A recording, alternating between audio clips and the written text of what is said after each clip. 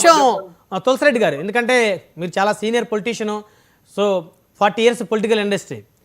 సరే, ఇద్దరు శాసనసభ్యులు, 2 పార్టీల నుంచి ఉన్న ఇద్దరు శాసనసభ్యులు ఎదురు పడితే సేకండ్ ఇచ్చుకోవడం, పలకరించుకోవడం ఏమైనా నేరమా? నేరం కాదు, చాలా ఆహ్వానించదగ్గ పరిణామం. దాన్ని అందరూ ఎంకరేజ్ చేయాలి ఉద్దేశం.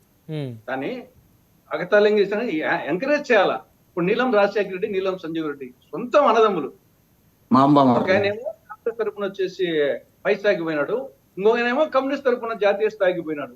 తరిమల నాగిరెడ్డి, నీలం సంజీవ్ రెడ్డి బామర్దులు ఇద్దరు కంటెస్ట్ చేసుకున్నారు ఒకే ఇంట్లో ఉంటూ. ఆయన చెల్లెల్ని ఈయన చెల్లెల్ని ఆయన చేసుకున్నారు ఒకే ఇంట్లో ఉంటూ. ఆయన ఇద్దరు కంటెస్ట్ చేశారు అనంతపురం ఎమ్మెల్యే స్థానానికి. తిరుమల నాగిరెడ్డి గెలిచాడు, సంజీవ్ రెడ్డి ఓడిపోయినాడు. కాబట్టి ఆ విధంగా ఇప్పుడు పెళ్లిళ్ళకి పోతాం, అసెంబ్లీలో వచ్చేసి అందరూ కలుస్తారు కదా. మరి అసెంబ్లీ సమావేశాల్లో అసెంబ్లీ లోపల అందరూ కలుస్తారు.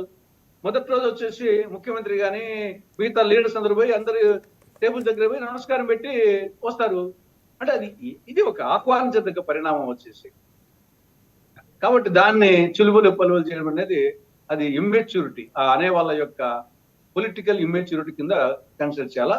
అది పెద్దిరెడ్డి గాని, కొలికిపూడి గాని, నేను గాని, మీరు గాని మేము వచ్చి పెళ్లిళ్ళకి పోతున్నాం. పెళ్లిలో అందరూ వస్తూ ఉంటారు వచ్చేసి. మీరు చెప్పినట్టు భర్త ఇప్పుడు జన్మదిన శుభాకాంక్షలు అసెంబ్లీలో అధికార ప్రతిపక్ష పార్టీ నాయకులు ఇద్దరు కూడా విష్ చేసుకుంటారు కదా, అదే కదా మంచి సంప్రదాయం అసలు. ఆహ్వానించదగ్గ పరిణామం. రైట్.